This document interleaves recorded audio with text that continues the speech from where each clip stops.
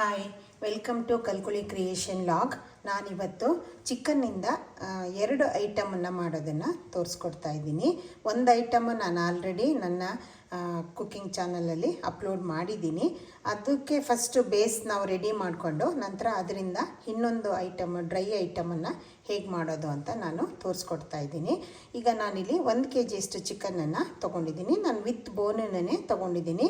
ನಿಮಗೆ ಬೇಕು ಅಂದರೆ ವಿತೌಟು ಬೋನ್ ತೊಗೋಬೋದು, ಬೋನ್ಲೆಸ್ ಸಹ ತೊಗೊಳ್ಬೋದು.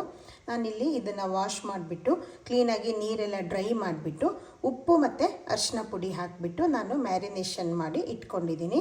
ನೀವು ಈ ರೀತಿ ಮ್ಯಾರಿನೇಷನ್ ಮಾಡಿ ಇಲ್ಲ ನೀವು ನೆಕ್ಸ್ಟ್ ಮಾರ್ನಿಂಗ್ ಮಾಡೋದು ಅಂತಾದರೆ ಓವರ್ ನೈಟು ನೀವು ಇಟ್ಕೊಳ್ಬೋದು. ಇಲ್ಲ ಅಂದರೆ ನೀವು ಜಸ್ಟ್ 1 ಅವರು ಹಾಫ್ ಆನ್ ಅವರು ಅಷ್ಟೊತ್ತಾದರೂ ನೀವು ಬಿಟ್ಕೊಳ್ಬೋದು. ಇಲ್ಲ ನೀವು ಮ್ಯಾರಿನೇಷನ್ ಮಾಡಲ್ಲ, ಡೈರೆಕ್ಟಾಗಿ ನಾವು ಮಾಡ್ಕೊಳ್ತೀವಿ ಅನ್ನೋದಿದ್ದರೆ ಹಾಗೂ ಸಹ ಮಾಡ್ಕೊಳ್ಬೋದು. ಇಲ್ಲಿ ನಾನು 1 kg ಅಷ್ಟು ಚಿಕನನ್ನು ತೊಗೊಂಡಿದ್ದೀನಿ. ಇದು ಮ್ಯಾರಿನೇಷನ್ ಮಾಡಿ ನಾನೊಂದು 2 hours ಇಟ್ಟಿದ್ದೀನಿ. ಇವಾಗ ನೆಕ್ಸ್ಟ್ ಪ್ರೊಸೀಜರ್ ಏನು ಅಂತ ತೋರಿಸ್ಕೊಡ್ತೀನಿ. ದಪ್ಪ ತಳದ ಪಾತ್ರೆಯನ್ನು ನಾನಿಲ್ಲಿ ಸ್ಟವ್ ಮೇಲೆ ಇಟ್ಕೊಂಡು ಸ್ಟವ್ ಆನ್ ಮಾಡ್ಕೊಂಡಿದ್ದೀನಿ. ಇದು ಸ್ವಲ್ಪ ಬಿಸಿ ಆಗಲಿ. ಇವಾಗ ಇದು ಬಿಸಿಯಾಗಿದೆ ಅಲ್ಲ, ಇದಕ್ಕೆ ನಾವು ಫಸ್ಟಿಗೆ ಒಂದು 2 ಟೇಬಲ್ ಸ್ಪೂನ್ ಆಗಷ್ಟು ಆಯಿಲನ್ನು ಹಾಕ್ಕೊಳ್ಬೇಕು. ಇದು ಸ್ವಲ್ಪ ಬಿಸಿ ಆಗಲಿ. ಇವಾಗ ಇದು ಬಿಸಿಯಾಗಿದೆ ಅಲ್ಲ, ಇದನ್ನು ಕ್ಲೀನಾಗಿ ಒಂದು ಸರಿ ಹೀಗೆ ಪಾತ್ರೆ ಕ್ಲೀನಾಗಿ ಕವರ್ ಹಾಕೋ ಹಾಗೆ ಸ್ಪ್ರೆಡ್ ಮಾಡ್ಕೊಳ್ಳಿ. ಸ್ಪ್ರೆಡ್ ಮಾಡಿಕೊಂಡು ನಂತರ ನಾವೇನಿಲ್ಲಿ ಮ್ಯಾರಿನೇಷನ್ ಮಾಡಿಟ್ಟಿದ್ದೀವಲ್ಲ ಚಿಕನ್ನು, ಇದನ್ನು ಇದಕ್ಕೆ ಹಾಕ್ಕೊಳ್ಳೋಣ.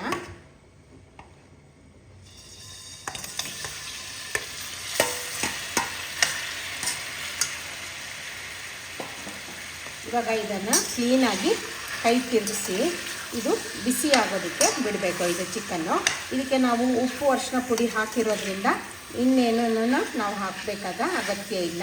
ಇದು ಫೈನಲಲ್ಲಿ ನೀವು ಟೇಸ್ಟ್ ನೋಡ್ಕೊಂಡ್ಬಿಟ್ಟು ನೀವು ಉಪ್ಪನ್ನು ಅಡ್ಜಸ್ಟ್ ಮಾಡ್ಕೊಳ್ಬೋದು.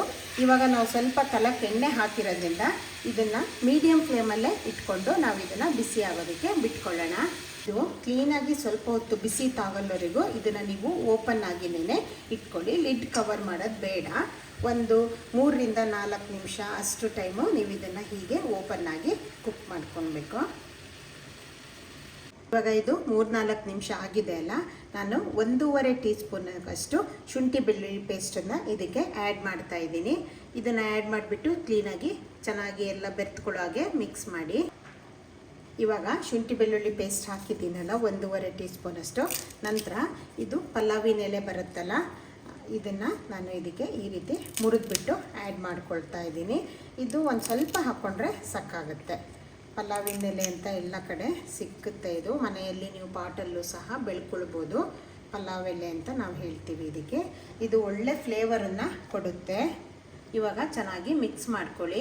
ಇದು ಎಲ್ಲ ಕ್ಲೀನಾಗಿ ಮಿಕ್ಸ್ ಆಗಿದೆ. ಶುಂಠಿ ಬೆಳ್ಳುಳ್ಳಿ ಪೇಸ್ಟು ಮತ್ತು ಪಲಾವಿನ ಎಲೆ ಅಷ್ಟೇನೇ ನಾನಿಲ್ಲಿ ಆ್ಯಡ್ ಮಾಡಿರೋದು. ಮ್ಯಾರಿನೇಷನ್ ಮಾಡಿರೋದು ಉಪ್ಪು ಮತ್ತು ಅರಿಶಿನ ಪುಡಿ. ಇವಾಗ ನಾನೆಲ್ಲ ಕ್ಲೀನಾಗಿ ಒಂದು 3-4 ನಿಮಿಷ ಇದನ್ನು ಓಪನ್ ಆಗಿ ಕುಕ್ ಆದ ತಕ್ಷಣ ಇದಕ್ಕೆ ಲಿಡ್ ಕವರ್ ಮಾಡಿಬಿಟ್ಟು ಒಂದು 5 ನಿಮಿಷ ಇದರಲ್ಲೇ ನೀರು ಬಿಟ್ಕೊಳ್ಳೋ ಹಾಗೆ ಮಾಡಬೇಕು. ಇವಾಗ ಆಲ್ರೆಡಿ ಸ್ವಲ್ಪ ಬಿಟ್ಕೊಳ್ತಾ ಇದೆ. ಇದು ಎಷ್ಟು ಚಿಕನ್ನಿಂದ ವಾಟರ್ ರಿಲೀಸ್ ಆಗುತ್ತೆ ನೋಡ್ಕೊಂಡ್ಬಿಟ್ಟು ನಾವು ಆಮೇಲೆ ನೀರು ಬೇಕಿದ್ದರೆ ಆ್ಯಡ್ ಮಾಡ್ಕೊಳ್ಬೋದು. ಫಸ್ಟೇನೇ ಆ್ಯಡ್ ಮಾಡಬಾರ್ದು. ಇವಾಗ ಇದಕ್ಕೆ ನಾನು ಲಿಡ್ ಕವರ್ ಮಾಡ್ತಾ ಇದ್ದೀನಿ. ಲಿಡ್ ಕವರ್ ಮಾಡಿಬಿಟ್ಟು ಒಂದು 5 ಮಿನಿಟ್ಸು ಇದನ್ನು ಹೈ ಫ್ಲೇಮಲ್ಲಿ ಕುಕ್ ಆಗೋದಕ್ಕೆ ಬಿಟ್ಬಿಡಬೇಕು. ಇವಾಗ ಒಂದು 5 ನಿಮಿಷ ಆಗಿದೆ. ಲಿಡ್ ಓಪನ್ ಮಾಡ್ಕೊಳ್ಳೋಣ. ನೋಡಿ, ಇದು ಚೆನ್ನಾಗಿ ನೀರೆಲ್ಲ ಬಿಟ್ಕೊಂಡಿದೆ. ಇವಾಗ ಇದನ್ನು ಮತ್ತೊಂದು ಸರಿ ಕ್ಲೀನಾಗಿ ಮಿಕ್ಸ್ ಮಾಡ್ಕೊಳ್ಳೋಣ. ಇದ್ರದ್ದು ನೀರೆಲ್ಲ ರಿಲೀಸ್ ಆಗಿದೆ. ಇವಾಗ ಇಲ್ಲಿ ನೋಡಿ ಫುಲ್ ನೀರೆಲ್ಲ ಬಿಟ್ಕೊಂಡಿದೆ, ನಿಮಗೆ ಕಾಣ್ತಾ ಇರ್ಬೋದು. ನೋಡಿ ಕ್ಲೀನಾಗಿ ನೀರೆಲ್ಲ ರಿಲೀಸ್ ಆಗಿ ಇದು ಕುಕ್ ಆಗ್ತಾ ಇದೆ ಚಿಕನ್ನು. ಇವಾಗ ಮತ್ತೊಂದು ಸರಿ ಕೈ ಆಡಿಸಿದ ನಂತರ ಇವಾಗಲೇ ಇದಕ್ಕೆ ನಾವು ನೀರನ್ನು ಹಾಕ್ಕೊಳ್ಳೋದು ಬೇಡ. ಮತ್ತೆ ಲಿಡ್ಡು ಕವರ್ ಮಾಡಿಬಿಟ್ಟು ಮತ್ತೆ ಇನ್ನೊಂದು ಸ್ವಲ್ಪ ಹೊತ್ತು ಕುಕ್ ಆಗೋದಕ್ಕೆ ಬಿಟ್ಬಿಡೋಣ. ಇವಾಗ ಇದು ನೋಡಿ ಒಂದು 10 ಮಿನಿಟ್ಸ್ ಆಗಿದೆ. ಇದು ಒಂದು 80% ಅಷ್ಟು ಕುಕ್ ಆಗಿದೆ ಚಿಕನ್ನು. ನಾನು ಇವಾಗ ಇದರಲ್ಲಿ ಅರ್ಧ ಭಾಗದಷ್ಟು ಚಿಕನನ್ನು ಇದರಿಂದ ತೆಗೆದುಬಿಟ್ಟು ಬೇರೆ ಪಾತ್ರೆಗೆ ಹಾಕ್ಕೊಳ್ತಾ ಇದ್ದೀನಿ. ಇವಾಗ ನೋಡಿ, ನಾನು ಈ ಪಾತ್ರೆಯಿಂದ ಒಂದು ಅರ್ಧ ಭಾಗದಷ್ಟು ಚಿಕನನ್ನು ಎತ್ತಿ ಇಟ್ಕೊಂಡಿದ್ದೀನಿ. ಇದು ಸ್ವಲ್ಪ ಅದು ಚಿಕನ್ ಬಿಟ್ಟಿರುವಂತಹ ನೀರನ್ನು ಸಹ ನಾನು ತಗೊಂಡಿದ್ದೀನಿ.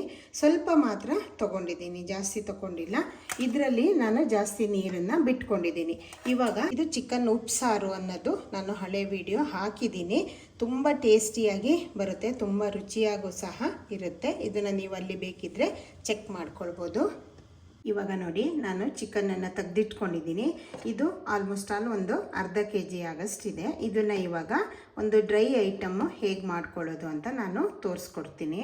ಇವಾಗ ನಾನೊಂದು ಪಾತ್ರೆ ಇಟ್ಕೊಂಡು ಇದಕ್ಕೆ ಒಂದು 2 ಟೇಬಲ್ ಸ್ಪೂನ್ ಆಗಷ್ಟು ಆಯಿಲನ್ನು ಹಾಕ್ಕೊಳ್ತಾ ಇದ್ದೀನಿ.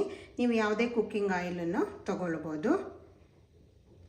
ಇವಾಗ ಇದು ಚೆನ್ನಾಗಿ ಬಿಸಿಯಾಗಿದೆ ಅಲ್ಲ, ನಾನಿಲ್ಲಿ ಮೊದಲಿಗೆ ಇದಕ್ಕೆ ಒಂದು ಚಿಕ್ಕ ಈರುಳ್ಳಿಯನ್ನು ಈ ರೀತಿ ಹೆಚ್ಚಿ ಇಟ್ಕೊಂಡಿದ್ದೀನಿ. ನೋಡಿ, ಈ ರೀತಿ ಮಧ್ಯಕ್ಕೆ ಕಟ್ ಮಾಡಿಬಿಟ್ಟು ಉದ್ದಕ್ಕೆ ನಾನು ಪೀಸ್ ಮಾಡಿ ಇಟ್ಕೊಂಡಿದ್ದೀನಿ.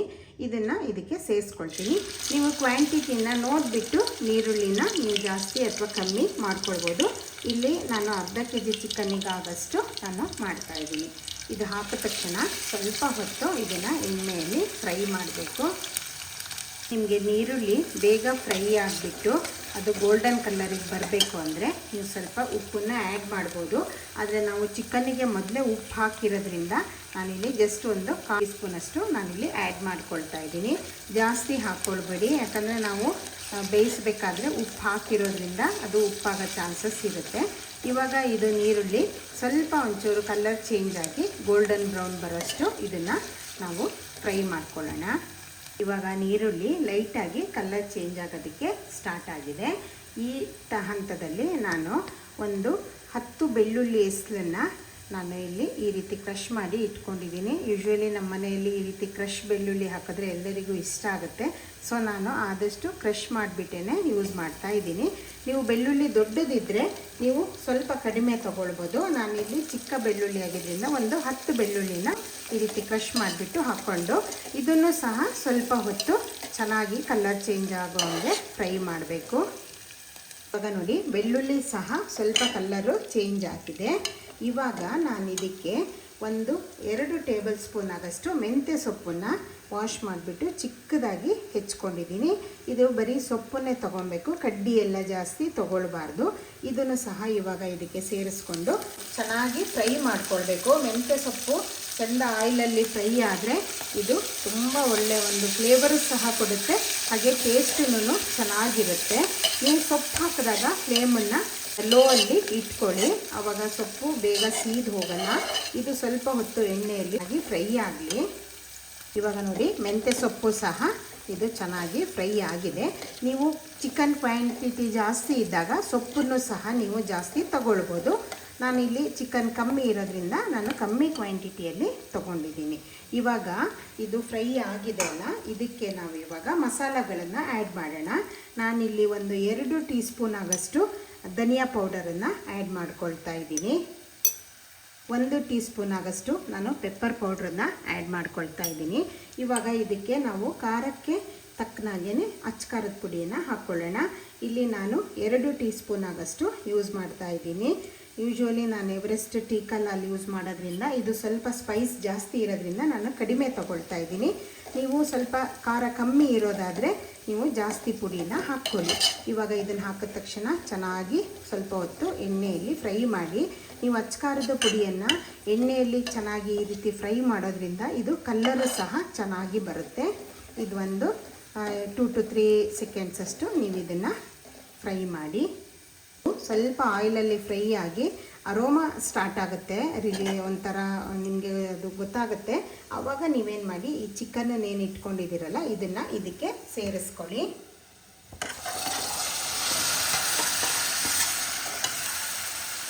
ಇದು ಸೇರಿಸ್ಕೊಂಡ್ಬಿಟ್ಟು ಕ್ಲೀನಾಗಿ ಇದನ್ನು ಎಲ್ಲದೂ ಮಿಕ್ಸ್ ಮಾಡಿ.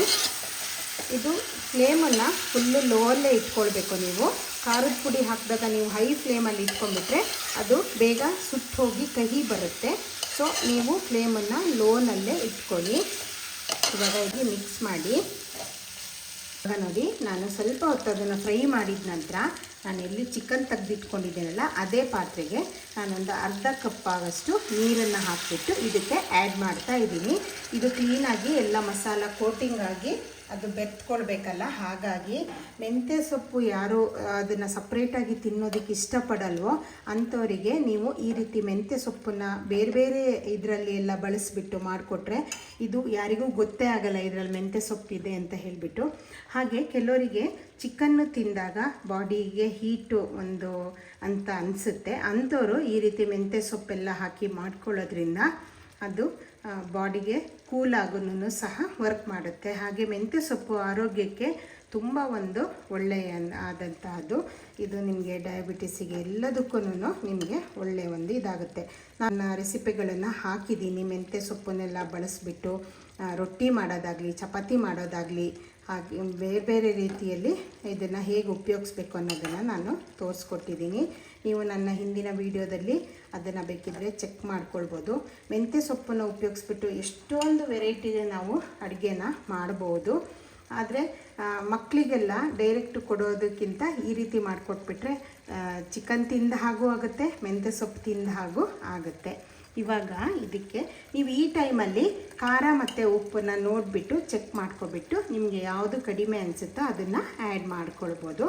ನಾನು ಈಗ ಒಂದು 1/4 ಟೀ ಸ್ಪೂನ್ ಆಗೋಷ್ಟು ಗರಂ ಮಸಾಲಾನ ಆ್ಯಡ್ ಮಾಡ್ತಾಯಿದ್ದೀನಿ. ಇದು ನೀವು ಬೇಕಿದ್ದರೆ ಆ್ಯಡ್ ಮಾಡ್ಕೊಳ್ಬೋದು, ಬೇಡ ಅಂದ್ರೂ ಸ್ಕಿಪ್ ಮಾಡ್ಕೊಳ್ಬೋದು. ಜಸ್ಟ್ ಒಂದು 1/4 ಟೀ ಸ್ಪೂನ್ ಹಾಕ್ಕೊಂಡ್ರೆ ಸಾಕಾಗುತ್ತೆ. ಇದು ಮೆಂತ್ಯ ಸೊಪ್ಪಿನ ಫ್ಲೇವರು ಎಷ್ಟು ಚೆನ್ನಾಗಿ ಬರುತ್ತೆ. ಇವಾಗ ಇದು ಬಾಯ್ಲ್ ಆಗೋಕ್ಕೆ ಸ್ಟಾರ್ಟ್ ಆಗಿದೆ. ಇದು ನೀವು ಇಷ್ಟಕ್ಕೇನೇನೋ ಸಹ ನೀವು ಬೇಕಿದ್ದರೆ ಗ್ರೇವಿ ಬೇಕು ಅಂದರೆ ಇಷ್ಟಕ್ಕೂ ನೀವು ಇದನ್ನು ಆಫ್ ಮಾಡ್ಕೊಳ್ಬೋದು. ಇದು ಆಲ್ರೆಡಿ ಕುಕ್ ಆಗಿರೋದ್ರಿಂದ ಚಿಕನ್ನು ಮತ್ತೆ ಹೆಚ್ಚೊತ್ತೇನೋ ನೀವು ಕುಕ್ ಮಾಡೋ ಅಗತ್ಯ ಇರಲ್ಲ. ಇದು ತುಂಬ ಕ್ವಿಕ್ಕಾಗೂ ಆಗುತ್ತೆ, ಹಾಗೆ ಈಸಿಯಾಗೂ ಆಗುತ್ತೆ. ತುಂಬ ಟೇಸ್ಟಿಯಾಗಿರುವಂತಹದ್ದು ಒಂದು ರೆಸಿಪಿ ಇದು. ಇದು ಅನ್ನದ ಜೊತೆ ಆಗುತ್ತೆ, ಚಪಾತಿ, ಪರೋಟ, ಹಾಗೆ ಅಕ್ಕಿ ರೊಟ್ಟಿ, ಕಡುಬು, ಗೀ ರೈಸು ಯಾವುದ್ರ ಜೊತೆಗಾದ್ರೂ ಇದು ತುಂಬ ಚೆನ್ನಾಗಿ ಹೊಂದ್ಕೊಳ್ಳುತ್ತೆ. ಇದನ್ನು ಸ್ವಲ್ಪ ಹೊತ್ತು ಸಿಮ್ಮಲ್ಲಿ ನಾವೊಂದು 5 ನಿಮಿಷ ಇದನ್ನು ಬೇಯೋದಕ್ಕೆ ಬಿಡೋಣ. ಇವಾಗ ಇದು ನೋಡಿ ಎಷ್ಟು ಚೆನ್ನಾಗಾಗಿದೆ ಅಂದರೆ ಈ ಕಲರ್ಫುಲ್ಲಾಗಿ ತುಂಬ ಟೇಸ್ಟಿಯಾಗಿ ಅನಿಸುತ್ತೆ, ನೋಡಿದ್ರೆ ತಿನ್ನಬೇಕು ಅಂತ ಅನಿಸುತ್ತೆ. ಇದಿವಾಗ ಆಗಿದೆ. ನಿಮಗೆ ಲಾಸ್ಟಲ್ಲಿ ಹುಳಿ ಬೇಕು ಅಂತ ಆದರೆ ನೀವು ಇದಕ್ಕೆ 1 ಟೀ ಸ್ಪೂನ್ ಆಗೋಷ್ಟು ಅಥವಾ ಕ್ವಾಂಟಿಟಿ ನೋಡಿಬಿಟ್ಟು ನೀವು ನಿಂಬೆಹಣ್ಣನ್ನು ಇದಕ್ಕೆ ಹಾಕ್ಕೊಳ್ಬೋದು, ರಸನ. ಉಪ್ಪು ಖಾರ ಎಲ್ಲ ಚೆಕ್ ಮಾಡಾದ ತಕ್ಷಣ ನೀವು ಇದನ್ನು ಆಫ್ ಮಾಡಿಕೊಂಡು ನಂತರ ನೀವು ನಿಂಬೆಹಣ್ಣನ್ನು ಹಿಂಡ್ಕೊಬೋದು.